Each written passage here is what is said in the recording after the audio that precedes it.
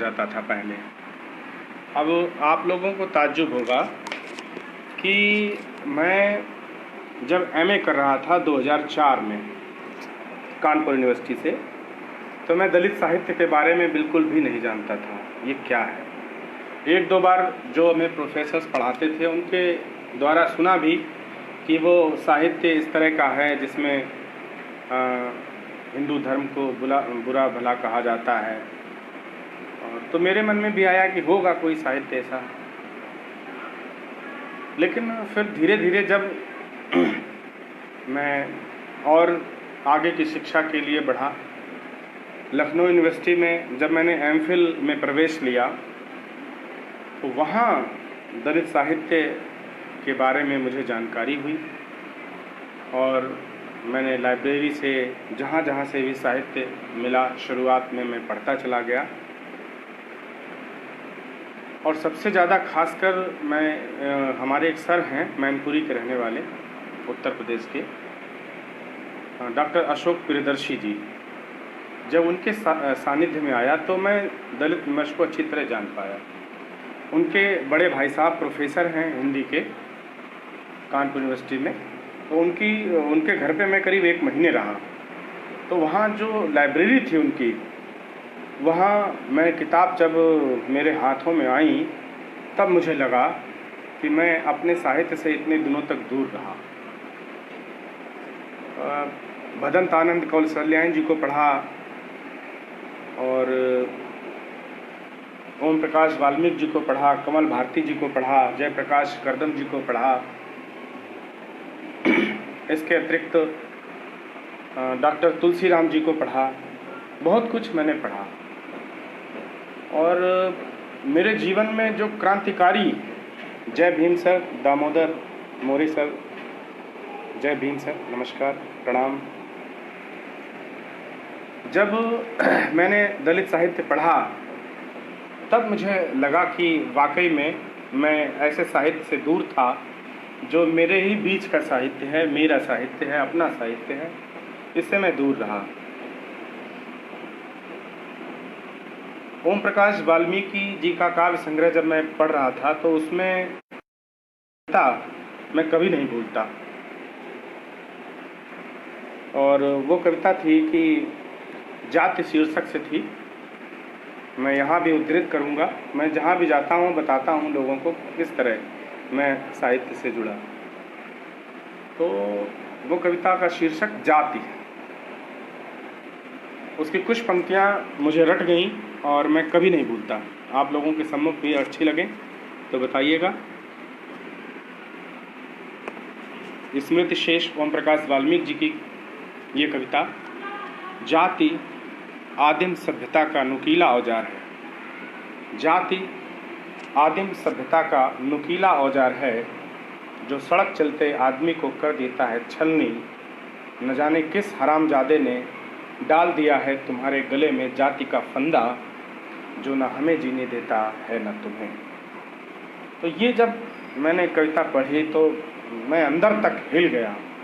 फिर उसके आगे मैं ठाकुर का कुआं, बस बहुत हो चुका और ओम प्रकाश वाल्मीकि जी की कई कविताएं पढ़ी, जयप्रकाश कर्दम जी की कविताएं पढ़ी। तो मुझे लगा कि मुझे अपनी संवेदना से जुड़ना चाहिए। तो मैं जुड़ा और सबसे पहले तो पाठन जरूरी होता है। मैंने सब साहित्य पढ़ा बहुत, और पढ़ने के बाद फिर मेरे अंदर से भी कुछ अभिव्यक्तियाँ निकली। उन अभिव्यक्तियों को मैंने सहेजा और मैं करीब 10 साल तक सहेजता रहा। और 10 साल के बाद सन 2019 में रश्मि प्रकाशन कानपुर लखनऊ से काव्य संग्रह मेरा प्रकाशित हुआ, तो सुनो। इस तो सुनो काव्य संग्रह में मेरी जो आप लोगों को मैं दिखाता हूँ, तो सुनो।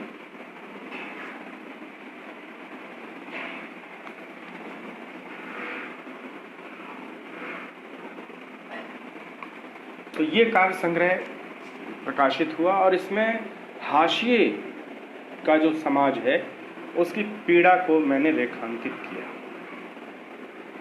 और मैंने बहुत करीबी से वो सब देखा भी है अपने जीवन में।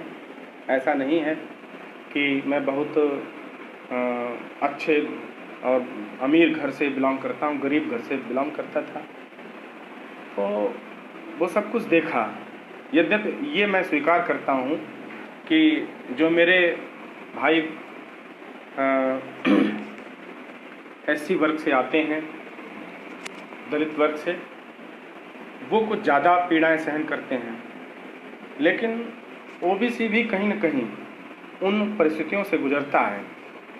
जो जाति का जो दंश है वो क्रमबद्ध है। ऐसा नहीं है कि केवल एक वर्ग ही उससे उत्पीड़ित रहा, बल्कि मैं समझता हूँ ये क्रमबद्ध चरण है और ये ऊपर से नीचे तक सभी लोग इस दंश से पीड़ित रहे।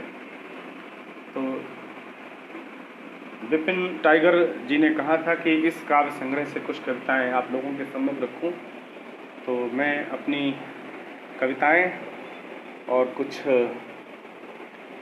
बातचीत बीच बीच में अगर आएंगी तो मैं आपके सम्मुख रखूंगा। तो कविताएं तो सुनो काव्य संग्रह से कुछ कविताएं आप लोगों के सम्मुख अच्छी लगें तो आप लोग सपोर्ट करिएगा। इस काव्य संग्रह की भूमिका आदरणीय जयप्रकाश करदम जी ने लिखी है। मैं उनका बहुत आभारी हूँ। उन्होंने साहित्य के क्षेत्र में मुझे आगे बढ़ाया है और युवाओं को साहित्य के क्षेत्र में आगे बढ़ाने वाले बहुत कम लोग होते हैं। तो मैंने अपने जीवन में कई ऐसे साहित्यिक विभूतियाँ हैं जिन्होंने मुझे आगे बढ़ाने का कार्य किया है, जिनमें से आदरणीय जयप्रकाश करदम जी की भूमिका बहुत ही महत्वपूर्ण है। उसके साथ साथ वर्तमान में आदरणीय कौशल किशोर जी, नीलोत्पल रमेश जी, भारत यायावर जी और हमारे युवा साथी संतोष पटेल जी, विपिन टाइगर जी, अरविंद भारती जी, आर.डी. आनंद जी, बहुत सारे लोग हैं। मेरे मित्र अरविंद यादव जी, बहुत सारे साथी हैं जिनकी कविताएं पढ़कर मैं सीखता भी हूं और उनसे प्रेरित भी होता हूं। रोहित ठाकुर जी और भी बहुत से मित्र हैं। तो मैं सबको पढ़ता हूं, सबसे गुनता हूं, सीखता हूं और निरंतर ये कारवां, बाबा साहब का कारवां बढ़ रहा है। मैं इसे बढ़ाने का प्रयास कर रहा हूं, कोशिश कर रहा हूं। अपनी आवाज़ को कहीं न कहीं किसी न किसी माध्यम से मैं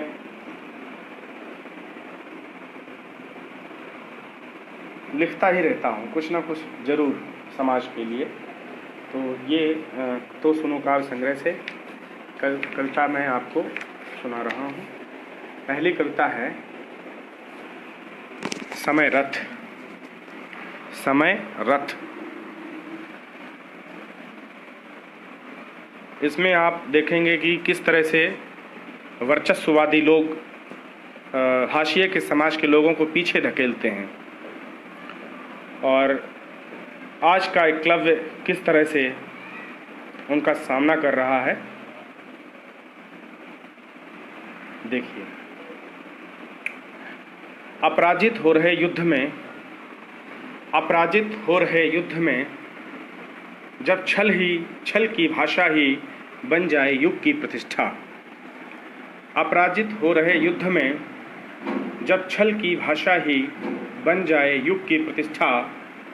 द्रोण हाँफने लगे समय रथ के पहियों को घुमाते घुमाते।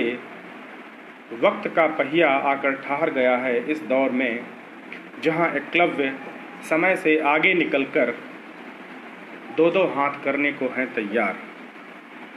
अपराजित हो रहे युद्ध में जब छल की भाषा ही बन जाए युग की प्रतिष्ठा। द्रोण हाँफने लगे समय रथ के पहियों को घुमाते घुमाते। वक्त का पहिया आकर ठहर गया है इस दौर में, जहाँ एकलव्य समय से आगे निकलकर दो दो हाथ करने को हैं तैयार। एकलव्य भोथरे हो चुके अस्त्र शस्त्रों की धार को बना रहा है नुकीला। समय रथ को रोकने की जिद पर अड़ गया है, जिसे रोकते हुए हाँफ रहे हैं द्रोण। समय रथ को रोकने की जिद पर अड़ गया है, जिसे रोकते हुए हाफ रहे द्रोण की छाती पर ही टिकाकर रखेगा अपना फलक। छल छद्म की भाषा बखूबी पढ़ते हुए जान गया है वह सामंती सिद्धांत। अब अर्जुन उससे कोसों दूर रहेगा, क्योंकि अब कपटी चालों को पहचाना जा चुका है सलीके से। द्रोण आखिर कब तक करता रहेगा दुर्भ संधि? द्रोण आखिर कब तक करता रहेगा दुर्भ संधि? एक ना एक दिन उठना ही है पर्दा उसके काले कारनामों का। एक ना एक दिन उठना ही है पर्दा उसके काले कारनामों का। समय की गति की धार अब बह रही है निर्बाध। द्रोण अब नहीं बांध पाएंगे एकलव्य की बहती हुई प्रतिभा नदी। द्रोण अब नहीं बांध पाएंगे एकलव्य की बहती हुई प्रतिभा नदी। नुकीली कलम से वह लिख रहा अतीत की भोगी गलतियाँ। नुकीली कलम से वह लिख रहा अतीत की भोगी ऐतिहासिक गलतियाँ जो अब ना दोहराई जाएं।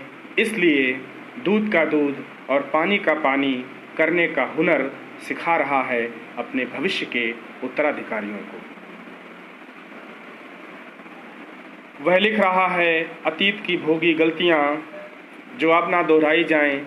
इसलिए दूध का दूध और पानी का पानी करने का हुनर सिखा रहा है वह अपने भविष्य के उत्तराधिकारियों को। तो यह कविता समय रथ, जिसमें इंगित किया है कि किस तरह से हाशिए के समाज के जो प्रतिभाशाली लोग हैं उनका रास्ता रोकने का प्रयास किया जाता है। न केवल समाज में बल्कि पढ़े लिखे लोग ज़्यादा ऐसा कार्य करते हैं। इसके बाद दूसरी कविता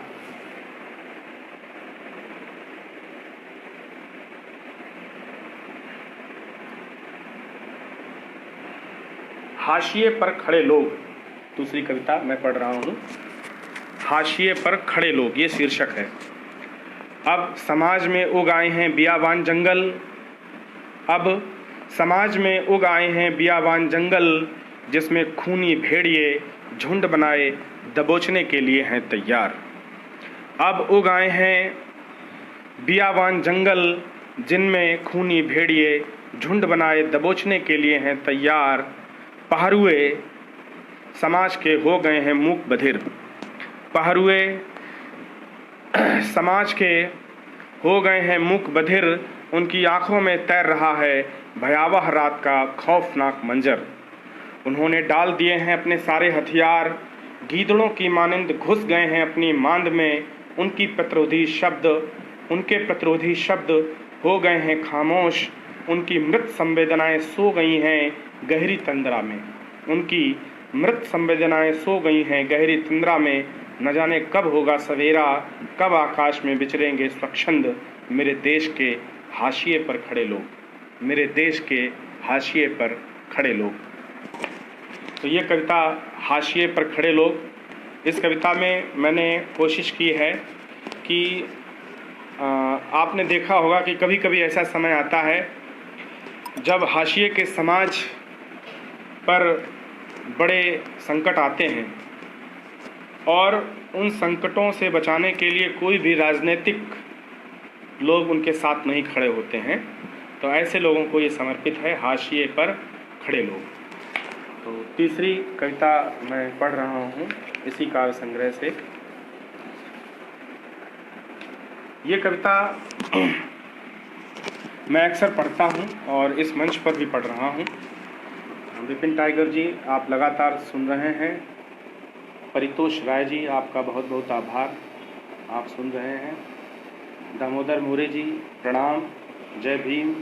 प्रेमलता जी, नविला सत्यदास जी, ठाकुर सत्यनारायण जी, दीपांश जी, नंदराज नंद जी, विपिन टाइगर जी, शैली, बहुत सारे सभी साथियों को बहुत बहुत धन्यवाद। आप सुन रहे हैं, आपका समर्थन चाहिए। और ये कविता पुरखों का वजूद, कविता का शीर्षक है पुरखों का वजूद। जब तुम खोजोगे अपने पुरखों का वजूद, जब तुम खोजोगे अपने पुरखों का वजूद इतिहास के अंकित पन्नों में, तब तुम पाओगे अपने पुरखों को इस इतिहास से गायब। जब तुम खोजोगे अपने पुरखों का वजूद इतिहास के अंकित पन्नों में, तब तुम पाओगे अपने पुरखों को इस इतिहास से गायब। इतिहास, हाँ वह इतिहास जिस पर तुम करते हो गर्व। इतिहास, हाँ वह इतिहास जिस पर तुम करते हो गर्व।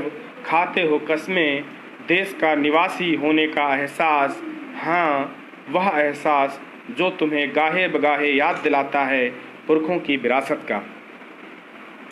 तुमने जो सुना और पढ़ा उस इतिहास में ढूंढो अपने पुरखों का चमचमाता अक्स।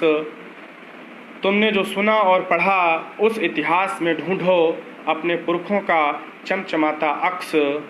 करो कोशिश कि कंधों पर टिका हुआ जुआ ढोते ढोते किस इतिहास में खो गए तुम्हारे पुरखे। करो कोशिश कि कंधों पर टिका हुआ जुआ ढोते ढोते किस इतिहास में खो गए तुम्हारे पुरखे। कभी एकांत के किसी कोने में चुपचाप सोचना, कभी एकांत के किसी कोने में चुपचाप सोचना कि पुरखे जो इतिहास की किसी मोड़ पर दे रहे होंगे दस्तक, जो पल भर में हिला देते होंगे राजा महाराजाओं के सिंहासन, जो खेलते होंगे सिंह से मिलाकर बाहें, चीर कर धरती की कोख बनाते होंगे धरती को रत्न गर्भा।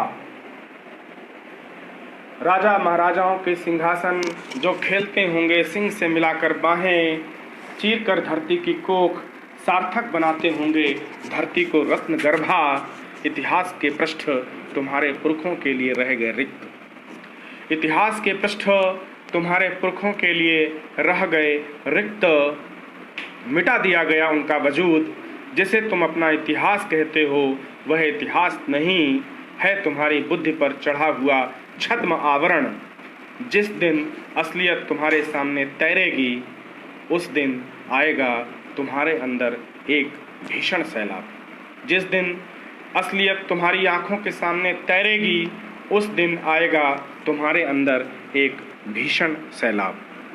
तो ये कविता पुरखों का वजूद। इस कविता को सुनने के बाद आप लोग समझ गए होंगे कि किस तरह से हमारे पुरखों का वजूद मिटा दिया गया।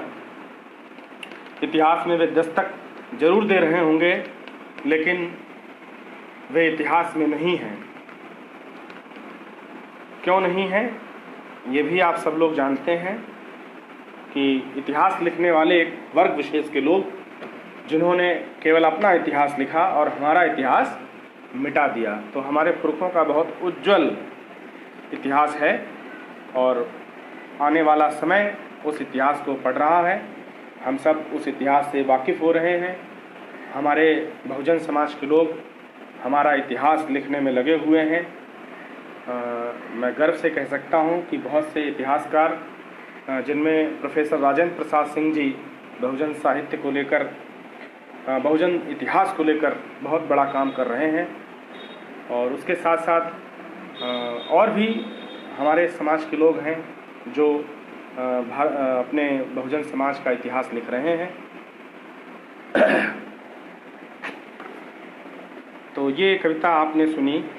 इसके बाद विपिन टाइगर जी कविताएं ठीक लग रही हैं, थोड़ा स्वीकृति। कुछ कविताएं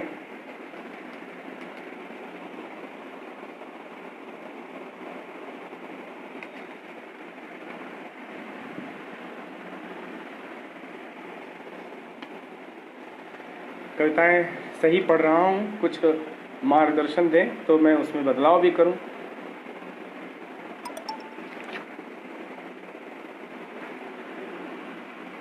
विपिन टाइगर जी, अगली कविता का शीर्षक है मस की अंतिम बूंद। मस की अंतिम बूंद। मसी का अर्थ होता है स्याही। एक कवि अपनी स्याही की अंतिम बूंद तक लिखना चाहता है। मैं इस कविता को पढ़ रहा हूँ। मस की अंतिम बूंद ये शीर्षक है। मैं लिखूँगा मानवता की खातिर हाशिए के समाज की अंतर्भुक्त पीड़ा। मैं लिखूंगा मानवता की खातिर हाशिए के समाज की अंतर्भुक्त पीड़ा, सदियों का भोगा गया संताप।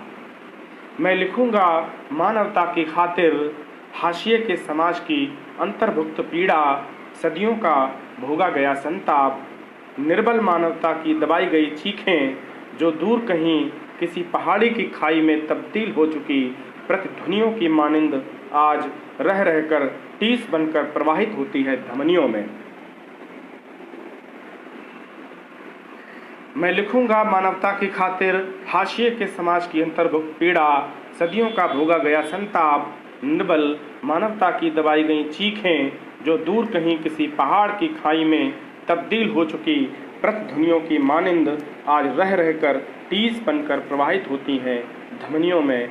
मैं अपनी प्रतिरोधी अभिव्यक्ति को विचार की खरात पर बनाऊंगा नुकीला। मैं अपनी प्रतिरोधी अभिव्यक्ति को विचार की खरात पर बनाऊंगा नुकीला। कलम की सूख रही स्याही की अंतिम बूंद तक उफनते हुए क्रांति के स्वर लिखूंगा।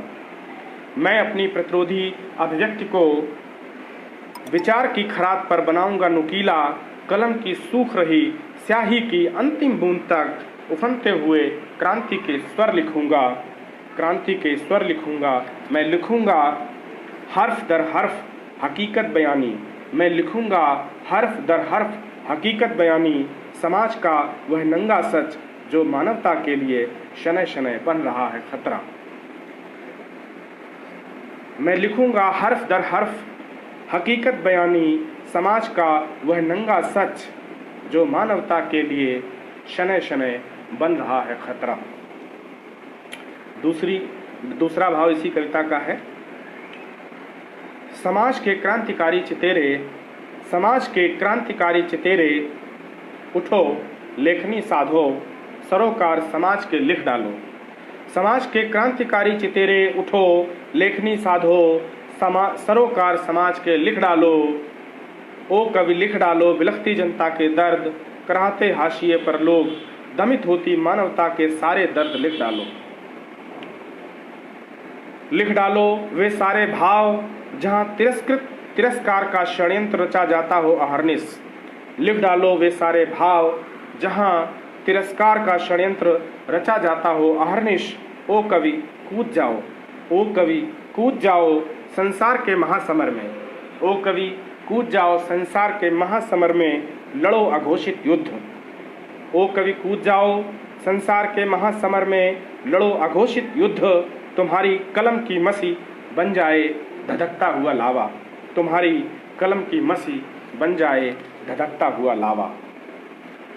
तो ये जो कविता मैंने पढ़ी है, ये शीर्षक था इसका मस की अंतिम बूंद। तो एक रचनाकार समाज में हो रहे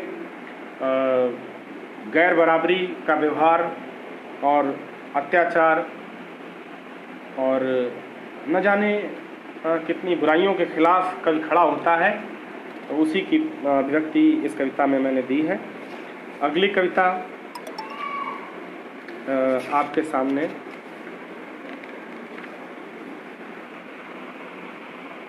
शीर्षक है हे क्रांति ज्योति।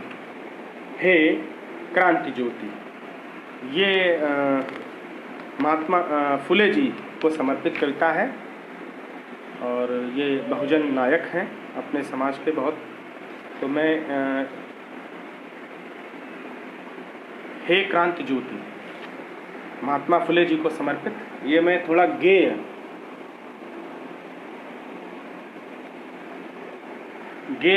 रूप से पढ़ूंगा। आप लोगों को अच्छा लगे तो बताइएगा। ये गेय शैली में कविता को रचने का प्रयास किया था, यद्यपि है ये मुक्त छंद में ही, लेकिन इसको मैं गेय रूप में पढ़ूंगा।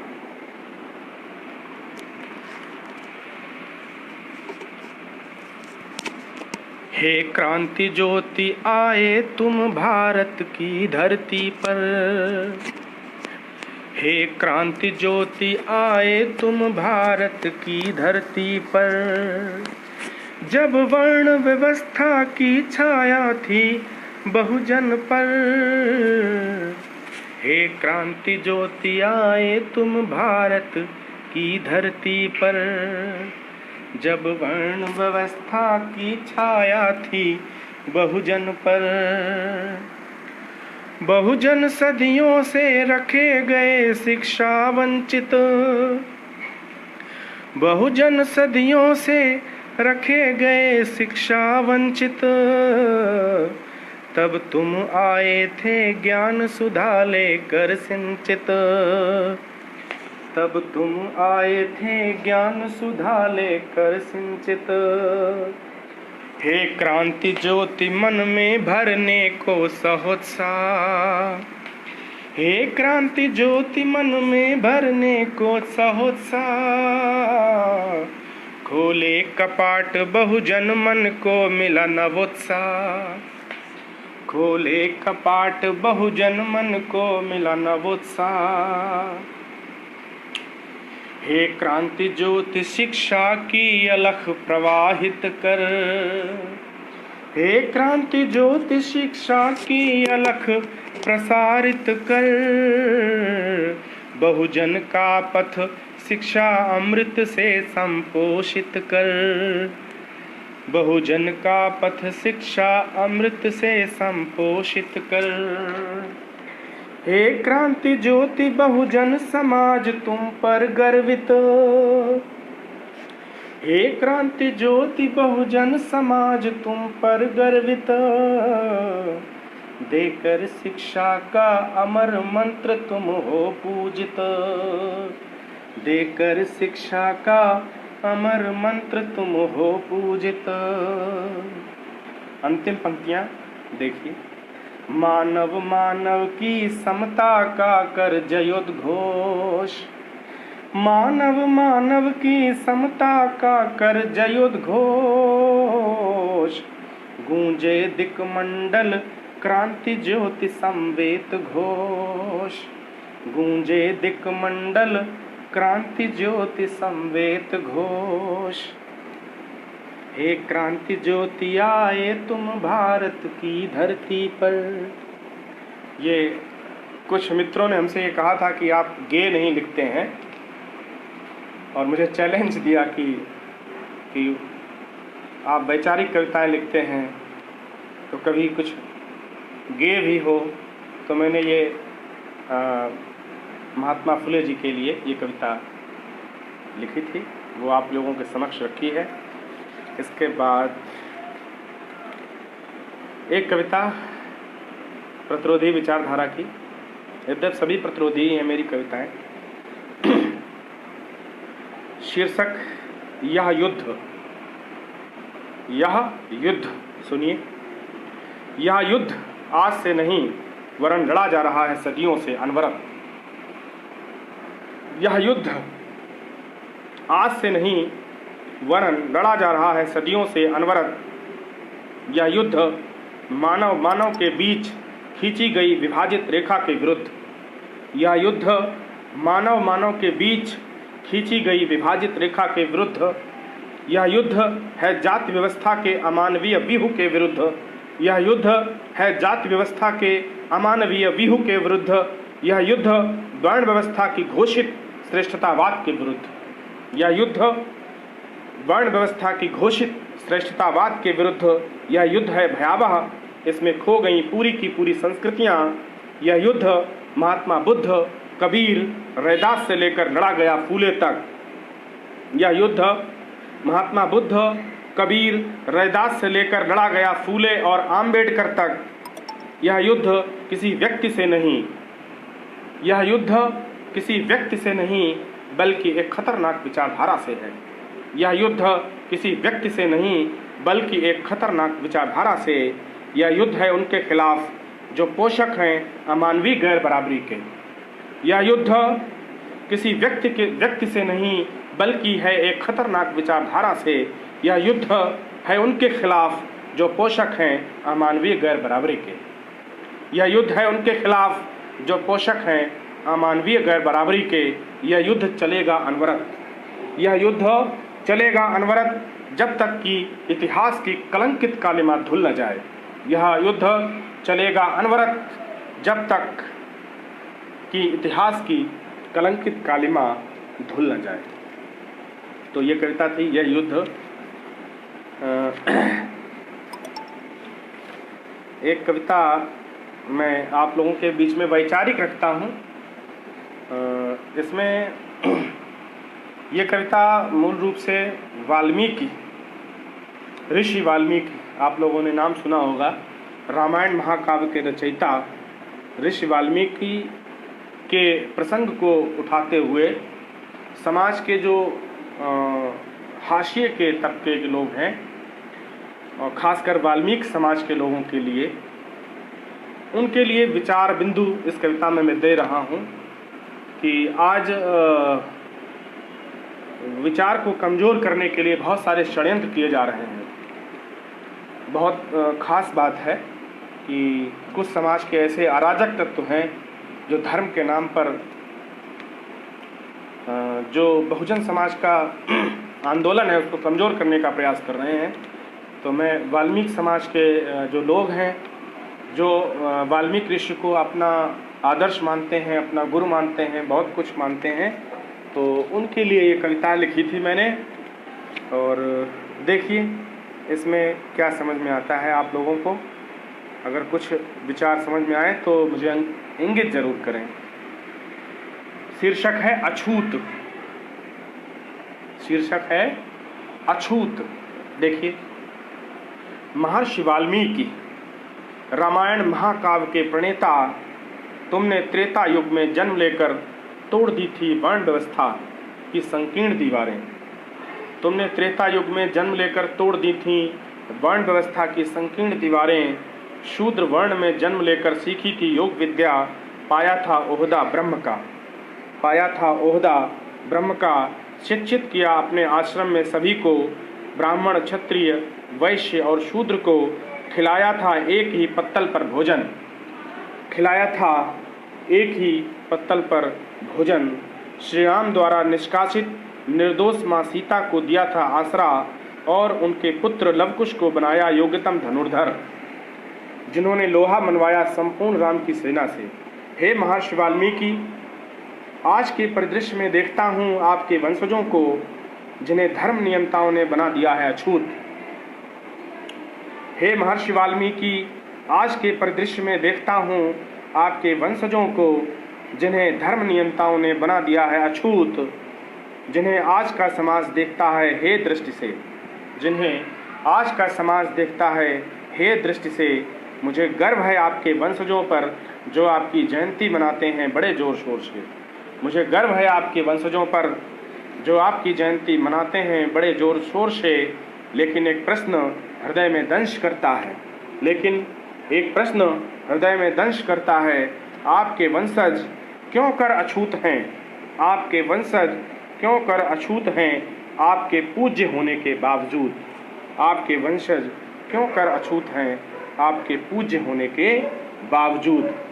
तो ये एक वैचारिक विचार है कि उन लोगों ने वाल्मीकि जी को तो पूज्य मान लिया, और जब वो घोषित कर रहे हैं कि ये वाल्मीकि समाज उनका ही वंशज है तो उन्हें अछूत क्यों बता रहा है। ये दो मुही जो बातें हैं उनके खिलाफ ये कविता मेरी थी। और समय थोड़ा बहुत बाकी है, एक दो कविताएं मैं और पढ़ूंगा।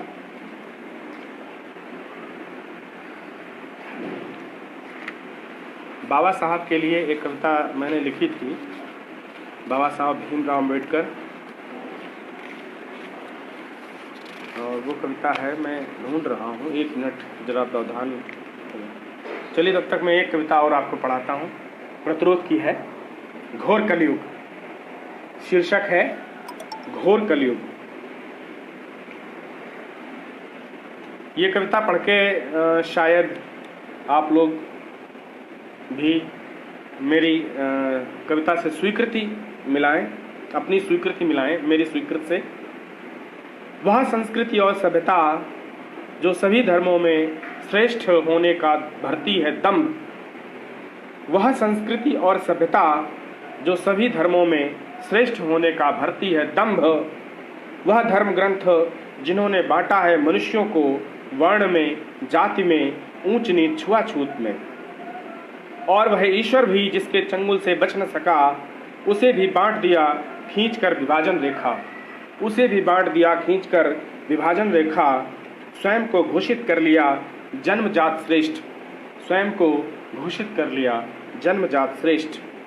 यह संस्कृति और सभ्यता जिसकी जड़ में पोषित हो रहा अनादिकाल से, यह संस्कृति और सभ्यता जिसकी जड़ में पोषित हो रहा अनादिकाल से जातिगत भेदभाव का जहर, जातिगत भेदभाव का जहर जो आज भी दंश कर रहा समाज को, जो आज भी दंश कर रहा समाज को, गैर बराबरी की परंपरा को पोषित करने वालों सुन सको तो सुनो, गैर बराबरी की परंपरा को पोषित करने वालों सुन सको तो सुनो। अब नहीं चल पाएगा तुम्हारा यह जातिगत भेदभाव का कुचक्र, अब नहीं चल पाएगा तुम्हारा यह भेदभाव का जातिगत कुचक्र। अब राम राज्य नहीं है जो तुम बेकसूर शूद्र शंभू की हत्या करा पाओ, अब राम राज्य नहीं है जो तुम बेकसूर शूद्र शंभू की हत्या करा पाओ। और न महाभारत का मजबूर महायोद्धा एकलव्य है, और न महाभारत का मजबूर महायोद्धा एकलव्य है जो राजगुरु द्रोण से कटवा लोगे उसका अंगूठा। अब राम राज्य नहीं है जो तुम बेकसूर शूद्र ऋषशंभू की हत्या करा पाओ, और न महाभारत का मजबूर महायोद्धा एकलव्य है जो तुम राजगुरु द्रोण से कटवा लोगे उसका अंगूठा। यह कलयुग है, घोर कलयुग, यह कलयुग है, घोर कलयुग। यहाँ छल का जवाब छल, युद्ध का जवाब युद्ध से देना सीख गए हैं एकलव्य और शंभू के वंशज। जहाँ छल का जवाब छल, युद्ध का जवाब युद्ध से देना सीख गए हैं एकलव्य और शंभू के वंशज। तो ये कविता घोर कलयुग, वो लोग कहते हैं कि घोर कलयुग आ गया, वो इसीलिए कहते हैं क्योंकि ये बहुजनों का युग है, इसमें बहुजन समाज आगे बढ़ रहा है तो उन्हें पीड़ा हो रही है, इसीलिए कहते हैं घोर कलयुग। तो मैंने भी कहा हाँ ये घोर कलयुग ही है, कोई बात नहीं। तो घोर कलयुग में एकलव्य और शंभू के वंशज जो हैं वो कमज़ोर नहीं है, जवाब देंगे। तो ये कविता है, बाबा साहब के लिए मैं खोज रहा था इसका संग्रह में, मिल जाए तो एक कविता पढ़ दूँ। विपिन जी कितना टाइम है बता दीजिए, उसी हिसाब से हम अपनी कविताएं एक दो और चयनित कर लें, फिर ज़्यादा कविताएं भी हो जाएं तो मित्रों को ऊबन होने लगती है कविताओं से। जितेंद्र कपलियान जी नमस्कार, जय भीम। आगरा से हैं, आपसे कभी मुलाकात होगी ज़रूर। मैं फिरोजाबाद से आपके बगल से ही हूँ। और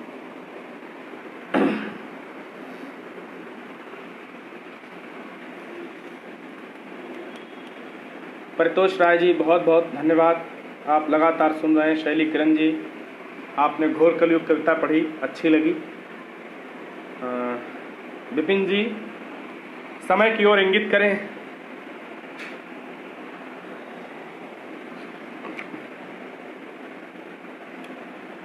एक कविता है घोषणा पत्र, विपिन जी सुन रहे होंगे, कृपया बताएं कितनी कविताएं और पढ़ी जा सकती हैं। एक कविता है घोषणा पत्र।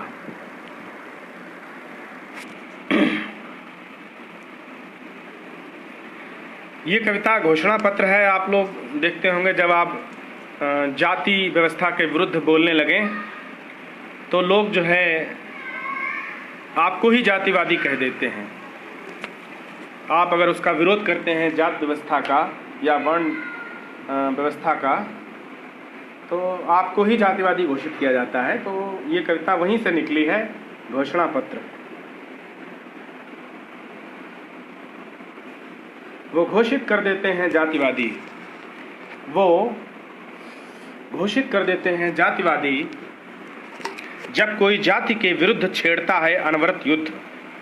वो घोषित कर देते हैं जातिवादी जब कोई जाति के विरुद्ध छेड़ता है अनवरत युद्ध। वो घोषित कर देते हैं देशद्रोही, वो घोषित कर देते हैं देशद्रोही जब कोई सांप्रदायिक एकता को रखता है बरकरार। वे घोषित कर देते हैं देशद्रोही जब कोई सांप्रदायिक एकता को रखता है बरकरार। वे घोषित कर देते हैं समाज विरोधी जब कोई खड़ा हो जाता है सामाजिक गैर बराबरी के खिलाफ। वे घोषित कर देते हैं समाज विरोधी जब कोई खड़ा हो जाता है सामाजिक गैर बराबरी के खिलाफ। वो घोषित कर देते हैं धर्म विरोधी जब कोई धर्माडंबर को खारिज करता है सिरे से। वे घोषित कर देते हैं धर्म विरोधी जब कोई धर्माडंबर को खारिज कर देता है सिरे से। वे घोषित कर देते हैं ईश विरोधी। वे घोषित कर देते हैं ईश विरोधी जो मानवीय समता को समझता है सर्वोपरि। वे घोषित कर देते हैं समाज के लिए खतरा जो जाति की ऊंच नीच जाति दंभ का अतिक्रमण कर मानवता की स्थापना हेतु खपा देता है पूरा जीवन। वे घोषित कर देते हैं समाज के लिए खतरा जो जाति की ऊंच नीच जाति दंभ का अतिक्रमण कर मानवता की स्थापना हेतु खपा देता है पूरा जीवन। उनके घोषित प्रमाण पत्र बन जाते हैं राह के क्षणिक कंटक। उनके घोषित प्रमाण पत्र बन जाते हैं राह के क्षणिक कंटक जो पीड़ा तो पहुंचाते हैं किंतु राह पर चलना नहीं रोक सकते। जो पीड़ा तो पहुंचाते हैं लेकिन राह पर चलना नहीं छोड़ सकते। तो ये कविता थी घोषणा पत्र।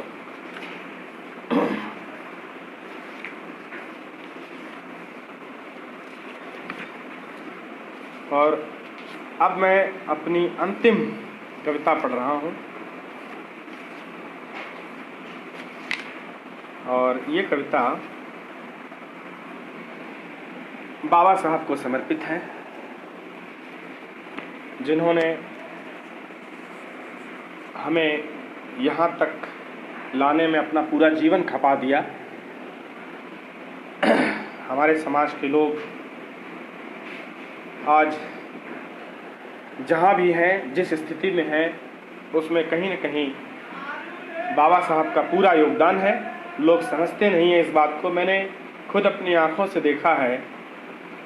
मेरे एक मित्र थे, उनका नाम नहीं बताऊंगा, उनकी नौकरी लगी थी तो वो आरक्षण से ही लगी थी।